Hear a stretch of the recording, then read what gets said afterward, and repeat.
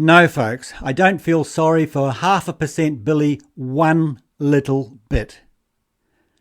Did he honestly believe he was going to get a free ride from the mainstream media all the way to Parliament?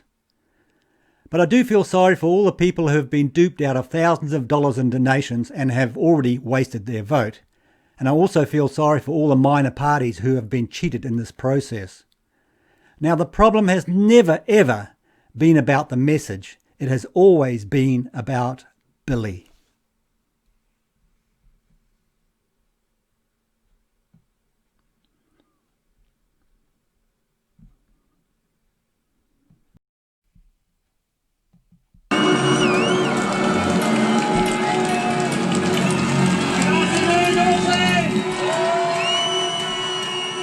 You may or may not have witnessed the phenomenon that is Billy Te Kahika Jr., leader of the New Zealand Public Party, co-leader with Jamie Lee Ross of Advance New Zealand. So it's time for me to shut up and hand the mic over to Billy!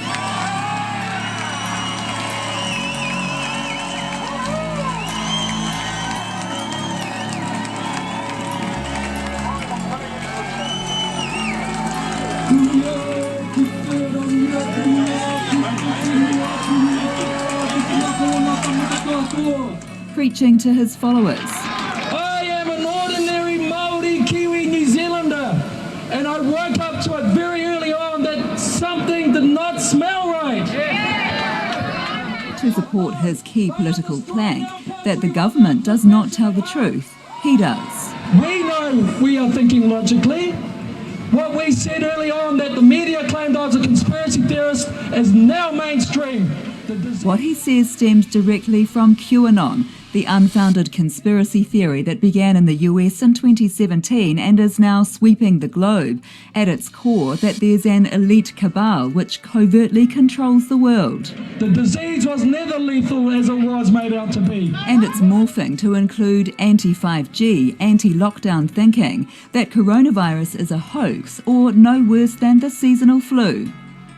Billy Te Kahika and his falsifications might not matter if nobody was listening, but they are.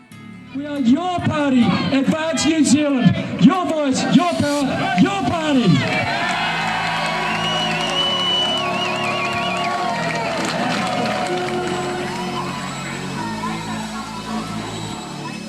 His rallies are full, but it's when you analyse his social media that you really get a sense of his influence. In the past 2 months, their Facebook party page has had nearly 800,000 interactions. And this is the really telling part, nearly 4 million video views, way higher than either Labour or National. What's in it for him? Fame. I think that is very dangerous on a whole lot of levels. Stop this 1080 for a start, this 5G. It's got to go. It's killing all our people, man. And we've got to question the COVID and the virus. Labour, freedom! Freedom! He's speaking what we've been thinking right along. He's an honest man. What he's saying sounds more true. He's the only one speaking the truth. He's the only one confronting the government. He's the only one calling all these out. When he begins to tap into QAnon arguments, when he No one takes this guy seriously. begins to replicate some of the extreme views that we find in the United States, when he begins to echo some of the extreme right views that we see here in New Zealand, he's beginning to take some of those arguments in a very compelling way, in terms of communicating them, out to a much larger audience. It's led to even Te Kahika's own brother, Mara Te Kahika, speaking out. Because I haven't said this whole time because I've sort of like been looking the other way from the train wreck, but yeah, the real lines in the sand for me have been anti-vax and the tangible serious risk that COVID represents. So what's the end game here?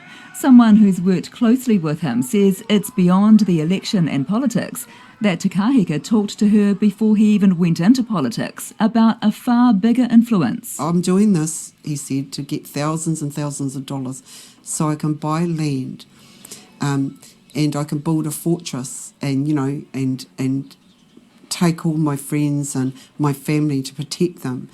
Yep, that rings true. And he said to me, and I love you, you can come too. You can be one of my followers and come too. And that's when alarm bells started to ring in my head, and I started to think, he really thinks he's the Messiah or something, that he's the chosen one. He's corralled himself a big flock or following, and is touting himself as the shepherd to lead them to salvation. Te Kahika's followers have already donated several $100,000, and former staff allege up to $100,000 in koha collected at events is unaccounted for. Yep, I've heard that before. Given he's attracting so many followers and so much money, we wanted to find out more about Billy Te Kahika. Does he deserve to hold himself up as a truth teller, a politician driven by honesty and integrity? Have a look at what we've discovered about him. You can decide for yourself. I don't believe he is who he's saying he is. He is a false prophet. There's so much we wanted to ask Billy Te Kahika, and he did sit down for an interview with us. So as a public figure, obviously what you say about yourself is up for examination. Yes, absolutely. And you've said recently that you'd be the easiest person to do due diligence on, so we've done some. Yep. You've also said that you think that this is a campaign to discredit you, which it's not. It's our job to examine the facts. Okay? Yeah, sure. Okay. And you do talk about transparency and accountability, right? Certainly do. Yep. So it's only fair that we should put some of those facts to you. Well, I want to start questions, not facts. Both of those things. Yeah, that's right. You put them out as facts, so let's interrogate those facts. Go for it. But later in the interview, just as we were about to get to a crucial moment, this happened. I'm sorry. I'm going to leave now. Why are you going to leave? Because you've offended me. Offended talking about my faith. Sorry. No, you talk about your faith, Mr. Te Kahika. You talk about your faith I do appreciate all the time. I think you're leaving because you know what's coming next, don't you? But let's back up a little bit. Becoming the leader of a political party means lots of speeches and public appearances. Te Kahika's first was here at the Akarana Yacht Club in Auckland in June, letting the audience get to know him and his background. I did. And then I joined the army because I wanted to be an SAS soldier myself, special air service soldier. So I trained up to do that, became as fit as a fiddle. And then while I was doing that, I did all of the 3 introductory courses to enter the New Zealand Military Intelligence Corps. And I did those, and that is what gave me the discipline to be able to research and study the topics that we're talking about tonight and really find out about them. From there, I wanted to go into the New Zealand Military Intelligence Corps, and they said to me, you're going to be a great guy to go to East Timor, because if you'll be able to blend in and whakawhanaungatanga with the, family, bit of, got the bit of the chingy eyes myself, and, I'd be all good. The way he speaks, his military credentials appear impressive. And he doesn't just talk about it, he puts it in writing. One of the documents we've obtained for this investigation is Te Kahika's own CV, where he lists his time in the military as a tour of duty in Army Intelligence in Waiouru, then another tour of duty with the New Zealand Army Military Police in Trentham. But this is Te Kahika's statement of service, the official record of his time with the New Zealand Defence Force, which shows he was in the army for less than 18 months and he was a private in the Logistics Corps, which deals with things like movement of supplies. So his CV exaggerates not only the time he spent in the army, but his role. He turns 3 introductory intelligence courses into a tour of duty. You didn't do tours of duty with Intelligence Corps or the military police. You did your basic training, right? Yeah. And some introductory courses. You were a private in the Logistics Corps? Yeah, that's correct. Didn't leave the Logistics Corps? No, but I did the attached courses, so they are called tour of duties. I got them on my. I'm sorry, I have to respectfully disagree with you. It's everyday language. It's everyday army language when you say that you're going down to do a do a stint with another unit, it's called a TOD. That is not the official use of tour of duty. It's a Who's cute told you this? use of tour of duty. And it makes it sound more than what you did. You were a private in the Logistics Corps for 17 months, Yep, right? 18 months, yep. 17 months, according to your statement of service. Right. And actually on that note of the amount of time that you spent in the Army, on your CV you say that you entered the Army in 2000. 2001. No, on your CV you say you entered the Army in 2000. Okay, well that's a typo. Haha, his whole life is a typo. Typo. Yeah, so you add a year to your service in the Army my and service, call it a typo. No, I've always said I've done 18 months in my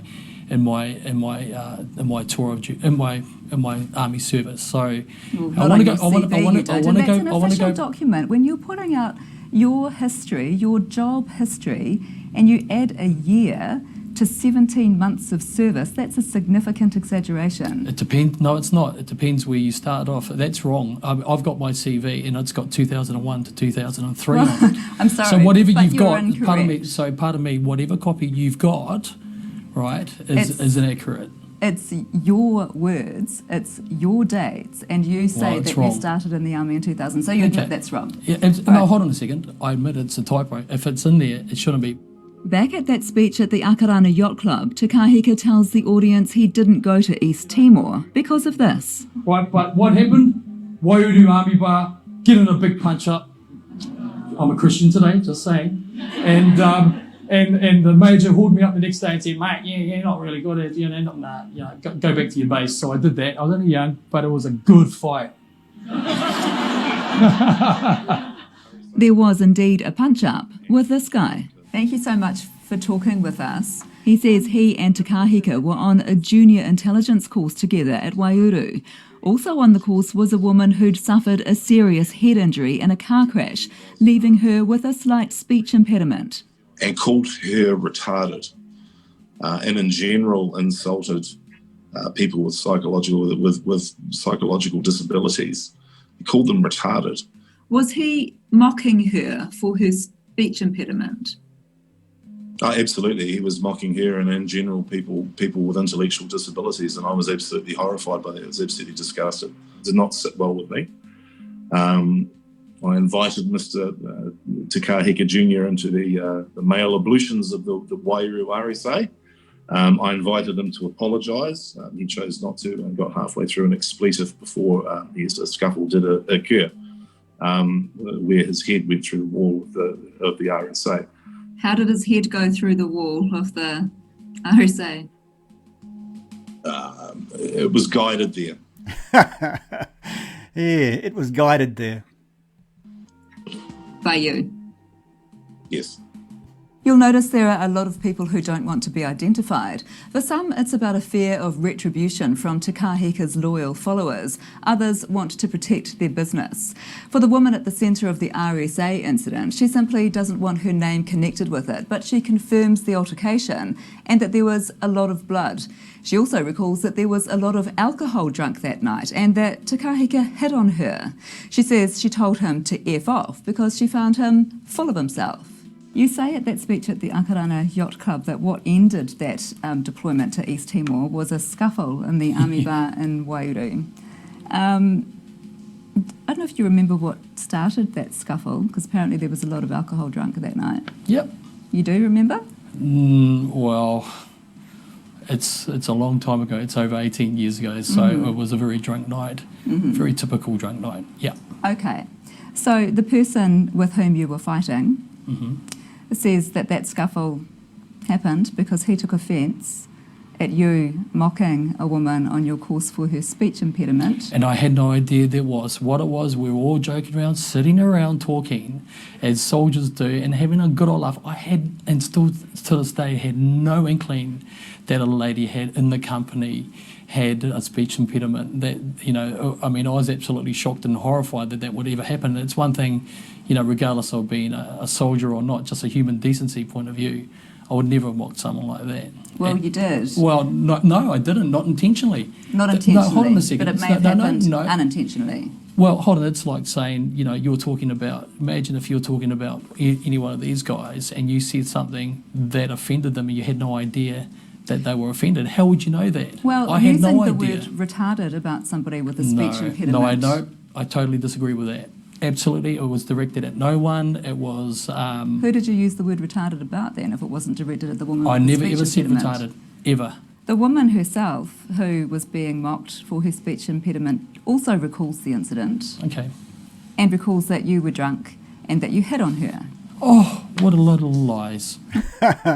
Everyone lies except Billy. Absolutely. Sorry, absolute load of lies. Lies, okay. Yep. Yesterday, we had a very, very, very serious threat aimed at me by a potential international assassin that had Now that's a story that they should have followed up. entered into New Zealand to deal with me in Christchurch. Because I'm ex-military, I have Tier 1 soldiers, which are former 1NZ SAS Special Forces soldiers that look after me when I do my events. And last night I had 6 of them on me. Te Kahika's military background and connections have become a key part of his new image. I don't know if you can see that. That's my military army card there. My history's out there for all to see. These blinking, if I was going to do due diligence on me, I'd probably be the easiest guy to ever do that on. And What do you make of the impression that he gives of his time in the army? I don't think that there's a need in such a small defence force to embellish one's achievements or what one has done. There's no need for it at all. Again, back at that speech at the Akarana Yacht Club, Te Kahika also speaks of his move from the army to the police. I had another go at applying for the police, and because of the work and my reports as a soldier, which were pretty good. They were pretty good. In fact, they were really good. Just saying. I got accepted straight away, and in fact, I was quoted as a meritorious candidate. Got accepted in the police. Went down to Porirua, and I was down there getting ready for graduation. And then I got wind. I was thinking to myself, well, hold on a second. I reckon there's something wrong with the way I was recruited. So what I did, I went to see the inspector, and I said to him, hey, mate, look, I reckon that the 2 people that recruited me, they didn't do something right in that process. I'm not convicted or anything like that. And he says, oh, what happened? And I said, well, they didn't say that. And I told them that when I was 16, I got caught with a roach outside the glue pot, Ponsonby. He said, oh, don't worry about that. That's all good. And then he said to me, who was it? And I mentioned the 2 names, and I saw his face change like that. He knew them. And so I wrote an official report to them, to the police, and said, hey, this is what happened. And then they came back and said to me that one of the policemen was a 40-year-old police veteran. He was just about to retire, and then by exposing this, he was going to lose his pension and lose his job. So I've seen the dirty side of the government. So they gave me a choice: either I push this and stay in the police, and this guy loses his career, or I resign. So I resigned without question. One of the greatest resentments in my life, because what I should have done is I should have blown the lid, stayed there, and pushed this through. That's what I should have done. We've spoken to several people who have a very different version of events to the one that you described. Sure. About your recruitment and what happened to end it. They say that what actually happened was that when it came time for elimination fingerprints for the AFIS database, that all recruits have to go through. That your fingerprints came back with a match. But not to your name. What do you mean not to my somebody else's name. That your fingerprints came back with a match to somebody else's name. Right. And that there was an investigation. No, what had happened was I'd already gone to see our inspector about that and explained the situation to him. Now, when I grew up and when I was in the other, I know what the name you're referring to. The name that I grew up with as a kid, I had 2 names. One was my mother's name, one was my dad's name. So when that came up, it was all revealed, and I spoke to them about that. And but unfortunately, the investigation that they put me through at the time. They put you through an investigation. That's not what you've said publicly. You've said you resigned, that you went to the inspector. I did resign. No, I did. You went to the inspector. Yeah, absolutely, yeah. And so that you're you on the wrong resigned. track. I'm sorry, you're on the wrong track. track. You put me on the right track then. What happened in the investigation? No. So what it was, we were, I was put through an investigation. The then superintendent said to me, Billy, this is a very, very low level issue. Just go through the process. And in this process of the investigation, You know, we appreciate that you've come through. There's been a hit with your fingerprints. Your explanation is sitting there, just stay with the process. During that process, I was going through a number of personal difficulties as well with my own personal life back home. And it was at that time that I had some engagement with the investigating officers about the whole thing. And it was put to me that it would be better for everyone that I resigned. And you know what? Foolishly I did. And I regret that. That's not quite the way that you tell the story, is No, it? No. Sorry, you can't just isolate one. That event that people go and refer to was my first ever public event that I spoke at. So you. There's a lie right there. He's been speaking at public events for years. I want to make sure that what you say at your first public event is right. Hold on a second. No, have you done it? Have you done it? Have you done public I'm not a speaking? politician. No. Sorry. And I'm not a politician. And you know what? Neither was I at the time. It was my first event that I ever spoke at, and it was an event that was highly charged emotionally. So you acknowledge that what you said there about the reason that you left the police, did not graduate police college, what you said at that event was not the full truth of what happened. No. I revealed to everyone that I had gone through trouble at police college and that I resigned from it. I acknowledge that that was your first public speech, but that what you said in that public speech about why you left police college was not the full truth about why you left police college. No, I feel I revealed the right amount of truth at the right time. His CV says something different again, though. He says 2003 was a New Zealand police tour of duty, though that's not a term used in the police, and that it was full-time, not that he joined as a recruit in May 2003, didn't graduate, and his employment ceased in July 2003.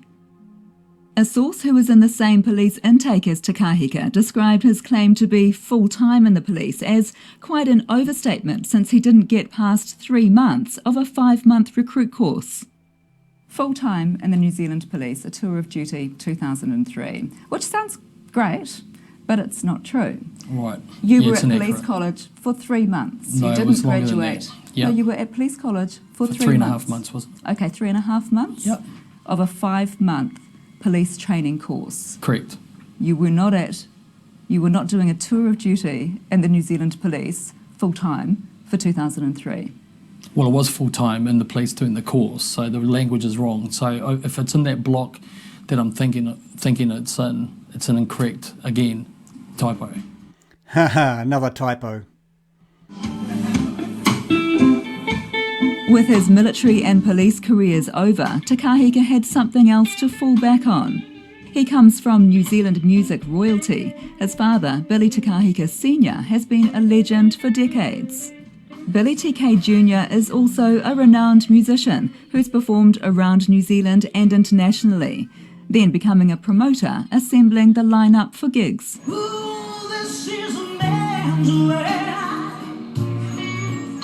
Wow, this woman's got pipes. She can really sing. Which is how Petra Reinbeck knows Te Kahika Jr. Her experience has not been good.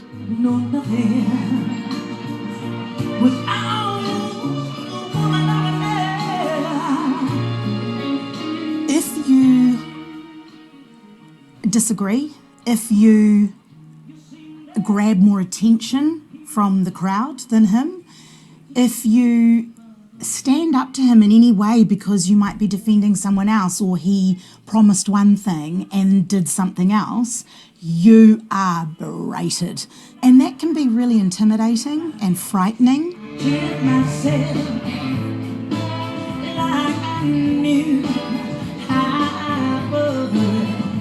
Reinbeck recounts an incident where she and Te Kahika were both on stage, and let's just say the song didn't go well. And so he comes racing up to me at the bar and just goes, "Who do you think you are? This is my show. I make the calls." And I said to him, I was like, whoa, I wasn't trying to embarrass you. In fact, I thought I handled it quite well.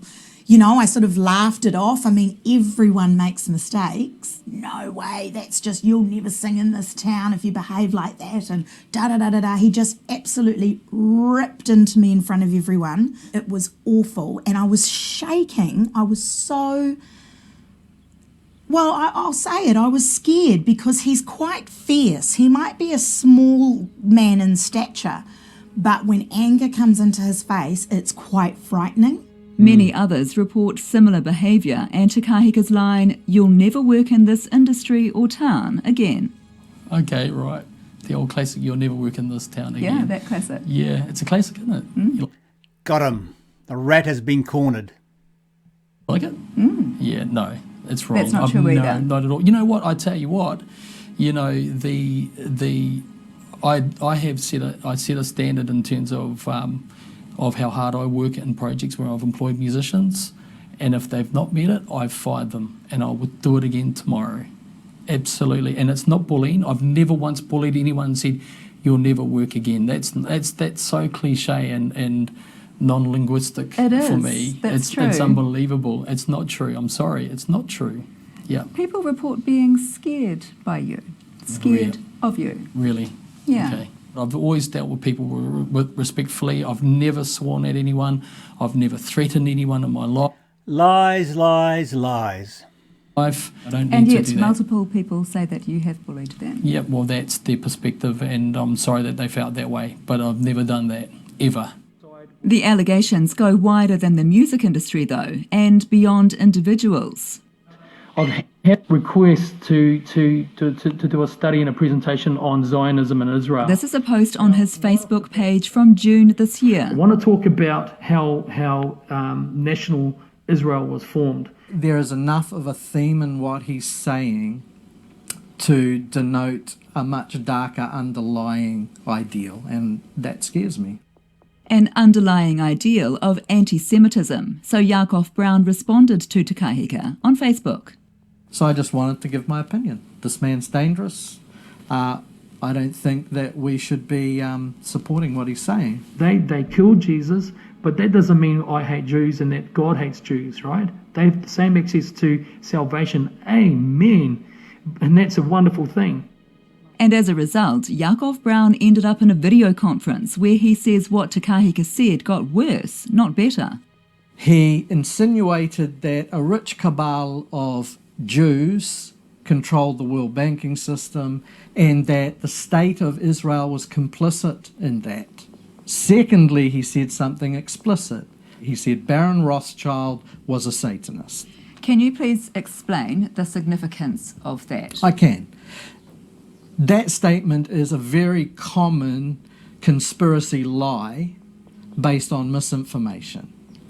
It usually goes on to infer that the Rothschild family are somehow connected to this conspiracy of rich Jews who control the world. It's the kind of stuff you can read online easily because every conspiracy theorist and his dog has a web page about this kind of stuff. So straight away as a Jew, makes my butt tighten. I mean, you can't say that on TV probably. Straight away as a Jew, it makes me nervous. Who are the Rothschilds, by the way?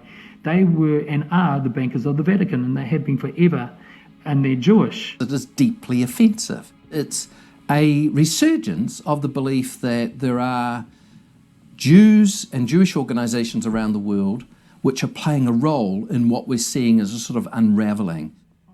Others who know Te Kahika have observed the same thinking, just in the course of normal conversation. The last time I saw him, it was a little bizarre. We were just having a general chat, and then he said, "Shane, what do you know about the One World Order?" And I said to him, "Well, are you talking about this conspiracy?" And this is, a couple of years ago, this conspiracy about the Jews running the world. He goes, "Well, there's more to it than that." One of my favourite sayings is, Baruch haba b'shem Adonai, which is, blessed is he who comes in the name of the Lord. I've got some really beautiful Jewish friends, Israeli friends. When I was a young man living in Wanganui. Do you think that he recognises that he's an anti-Semite? Obviously he doesn't, because before he says these things, he makes a big play of the fact, I'm not anti-Semitic, I have lots of Jewish friends, I love the Jewish people, and then he'll rattle off the start of part of Hebrew scripture. And I've seen him do it twice. I've seen him do it once on a live stream video where he stumbles through Baruch haba b'shem Adonai. See, I know Hebrew. Okay? B'Ochaba b'Shem Adonai. But he doesn't really know Hebrew. He's just using that as pretext for the anti-Semitic stuff he's about to say. And to be fair, to say that we Jews are somehow rich, like we've got 3 pots of gold in the basement, I want to know, where's my money? On the issue of money, on his CV, Te Kahika describes building his own $1 million company. But we've investigated multiple instances of Te Kahika not paying people, or paying less than he said he would, or for reneging on deals like paying for accommodation. I find him insincere. This is someone who works in the technical side of the music industry and has known Te Kahika for 10 years. I'm yet to meet someone who has told me that Billy TK has paid them in full for work, for services rendered. How does he keep on getting away with that? Oh, he just knows how to talk to people. He's very charming. Yeah, a trail of bills everywhere. Unpaid bills everywhere. He just doesn't have any character to support the words that he delivers. Will you be doing business with him in the future? Not a chance. And remember that incident where Petra Reinbeck was publicly berated by Te Kahika. So I went back to the motel and I was so upset I basically kind of cried myself to sleep. So I woke up in the morning to find a note under the door, just slipped under the door. Don't bother coming back. You've been dropped from the tour. So he sacked you? He sacked me. For what? For basically... I don't even know how to answer that because I didn't do anything wrong. He felt I made him look like a fool on stage, and I didn't. Did you get paid for the shows you'd already done? No. No, I had to get back in my car and drive all the way home. And you got nothing? Not a bean.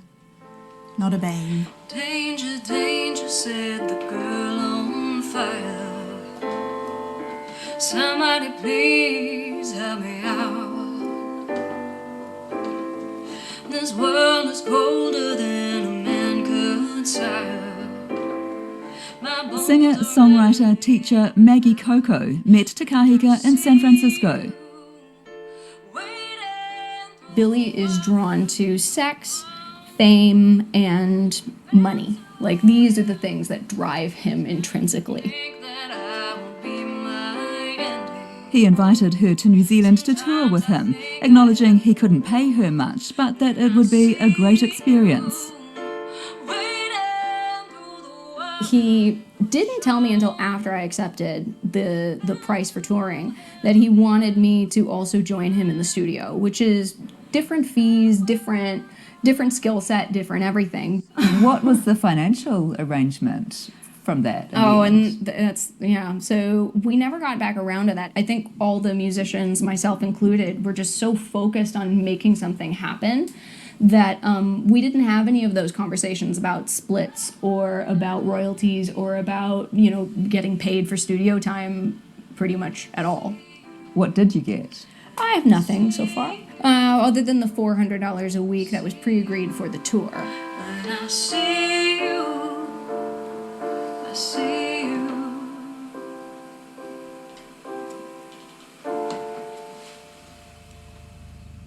Sketchy financial arrangements are a recurring theme. Many of the concerns relate to music festivals Te Kahika organised in the Pacific Islands. Petra Reinbeck says Fiji in 2012 was a train wreck. It was terrible.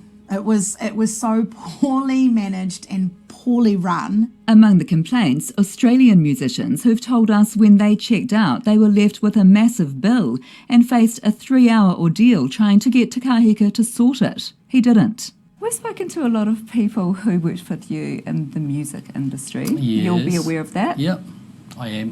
Not just one or two people, but many people who say that you didn't pay them, or you paid them less than the agreed amount, or that you reneged on things like deals to pay for accommodation. As I say, not just one or two people, but many people have exactly the same complaints or variations of the same complaint. Okay. And so there's an established pattern there. You think? Well, yes. No. Well, I do. I'm sorry, I'd have to disagree with that. Never, not once, not paid someone for the work that they've done? Anyone in the music industry, ever? I've fired people halfway through contracts when I know that they haven't done it and I've paid them. I've never not paid a soul in my life. Not one? Not one. Then why do we have multiple accounts of you not paying people? No, it's because I've become a target. Oh, Billy, the victim. All the people we've spoken to Hold on a second. are making Hold it on up. a second. I've employed literally hundreds and hundreds of musicians over 26 years, 25, 26 years. And the people that I know that have spoken to you have really got it in for me. And not one of them is telling the truth? No, not at all. Not at all. The financial concerns don't just relate to individuals. Te Kahika got so offside with the organisers of the Queenstown Jazz Fest in 2013 that they threatened to terminate their agreement with him. In the end, they renegotiated the deal, but say the festival did not break even, and Te Kahika was left to deal with the outstanding bills. They told us that was pretty much the last we heard of him. Te Kahika's memory of it is different.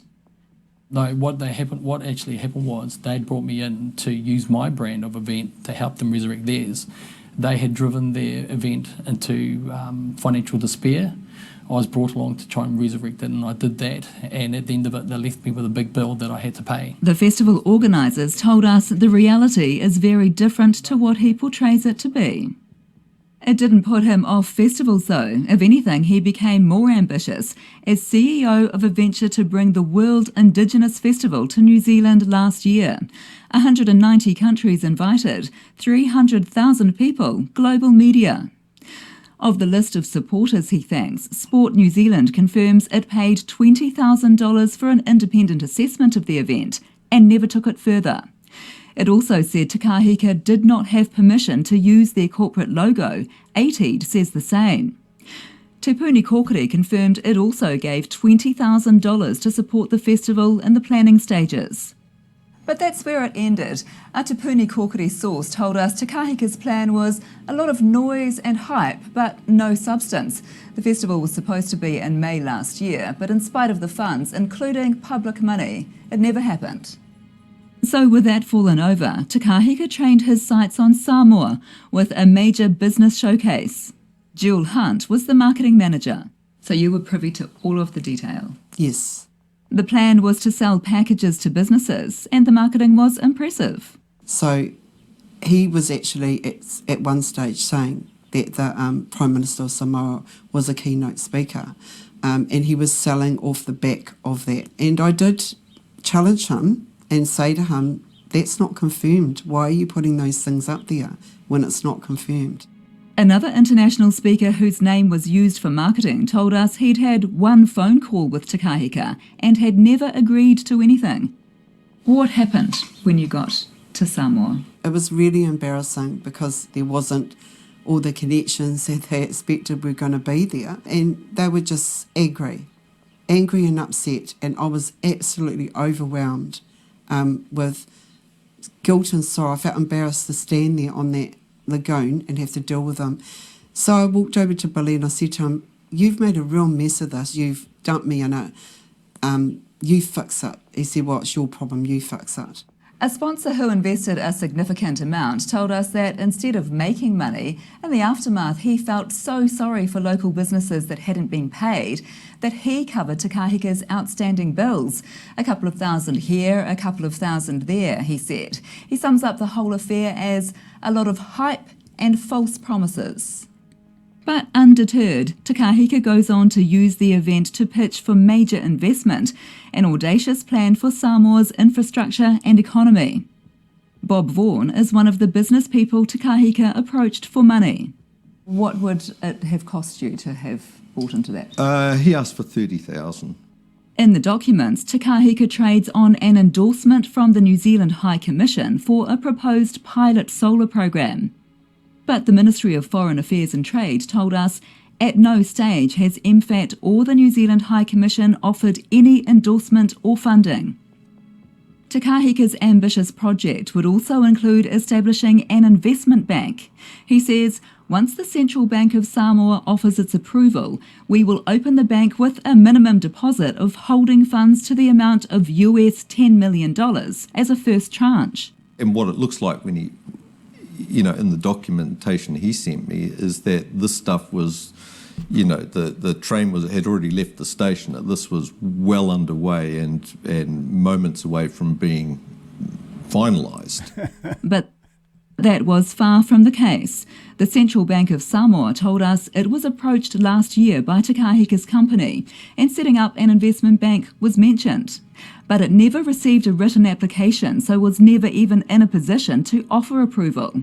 There was therefore no $10 million deposit made. Well, it's hardly surprising, because the proposal he sent me, when you read it closely, doesn't stack up.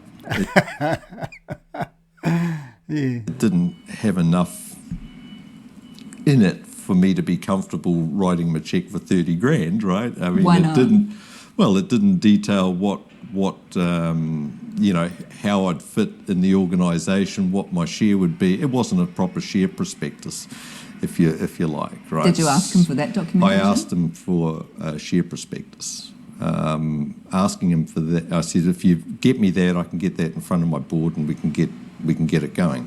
What happened? Then he lowered the price to 20 grand. Which I thought was a bit strange, but anyway, maybe he thought I didn't have 30 grand to throw at it. I don't know. But did you get the share prospectus? No share prospectus ever came. What was the outcome of that proposal? That was the last I heard from him. Yeah, that's typical. We both know that you love the pain.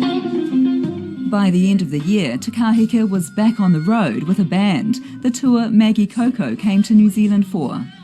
And on that tour, she observed something which has been raised repeatedly with us. A lot of his stories are about women. In what way? A lot of his road stories. A lot of his stories are about whatever women he could get to sleep with him on the road. Would he also talk about his Christianity around that time? I'm going to preach Christianity at you and family values and even some fringe stuff like I'm a vegetarian because I'm Christian kind of things. And then by night he was ordering a steak and telling stories about all the women he's Billy. Yep, all that rings true as well. He preaches Christianity and family values and things like this, but Billy is a wannabe rock star through and through, like an old school wannabe rock star, like a bad TV wannabe rock star. You've talked about the sex. What about the drugs? I've seen him smoke pot. I've seen him drink his weight in things. And how long have you known him? I was on tour with him in October. I think I met him in August. 2019. Yeah. So we're talking about this behaviour in the past year. Yeah. He's out there saying that he's an honest family man, that he's honest, got integrity, he's a family guy, And to be honest, when I first met him, I thought he was like that. He's charming, he's intelligent, he's engaging, he's all of those things. And I honestly, thought the same until I started to see what he was really like. I mean, he calls himself a Christian, like he'd be in his room praying with his wife, praying and acting all Christian. And then 2 days later with me, he'd be in a cafe telling me how the young Pacific Island waitress was wanting to have sex with him and that he was so nice looking and they're all falling over him. And it was just disgusting. I watched him. He got absolutely trolleyed and I saw him groping a woman. Yeah. I'm sorry that this is probably uncomfortable detail, but what do you mean by groping a woman? What was he I was doing? grabbing a bum and, just trying to pull himself into her and that, making advances, letting him know that he was wanting, obviously, to I don't know, can't really say what he was wanting to do with there, but yeah. You saw what you saw? Yeah. The woman Jewel Hunt saw being groped by Te Kahika confirms the incident, recalling that he was very drunk. People's observations of his behaviour with women probably wouldn't be worthy of exposing if he weren't now a public figure who trades on his integrity, and also because there are numerous examples of it. This is part of a statement to Stuff Circuit from a woman who performed with Te Kahika. She says about an hour into the show, he became absolutely wasted. He was slamming whiskey, embarrassing me via the mic and making a huge ass of himself. He hit on every woman that walked by. Hey beautiful, come sit by me, get to know me, even kiss me a bit, it's fine. He pretends to be a great musician, but he couldn't even finish his show. He got so drunk. And the concerns about how Te Kahika treats women is where we were about to go in our interview. Your Christianity is quite a big part of your brand as a leader, isn't it? It's part of my life, got nothing to do with being a leader, nothing to do with politics at all. Part of your life. It's a huge part of my life. But now that you are a political leader, it's something you reference frequently, your faith and the fact that you're a husband, father, family man. Right. So, Paula, you're starting to offend me talking about my faith. Okay. I'm sorry. So I'm going to leave now. Why are you going to leave? Because you've offended me. Sorry. No, you talk about your faith. Mr. Te Kahika, you talk about your faith all the time. I think you're leaving because you know what's coming next, don't you? Billy, I don't understand why you're leaving. No, because you're offensive. What's offensive about that? No, I'm not talking about my faith with you. You don't have to talk about your faith. The exit is here, but you don't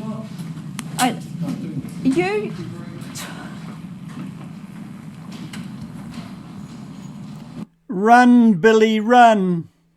There was much more we needed to put to Te Kahika, so we invited him to respond by email, but he didn't reply. Within minutes of leaving us, though, he was back on Facebook, speaking directly to his people. Yep, getting out in front of it, trying to lie his way out of it. Guys, I've just pulled over just to take a breath. I've just left the Stuff.co offices in Ponsonby, and I was invited to do an interview with them today. Now, Stuff.co have been just relentless in their attacks on us. The attacks on Jamie Lee Ross, the attacks on me, the attacks on the party. We're conspiracy nuts, everything else, and just goes on and on and on.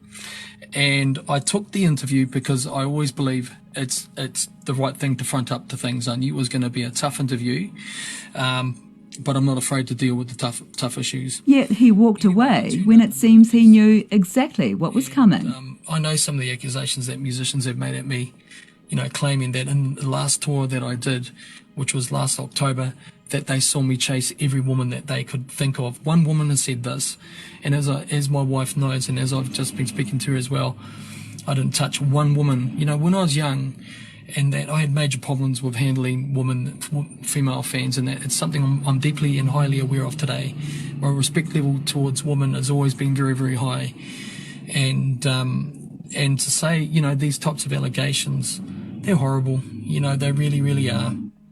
When people speak out against Te Kahika, he has a playbook. He names them on Facebook and seeks to discredit them. And then his followers go after the person he's attacked. And who's responsible for that, ultimately?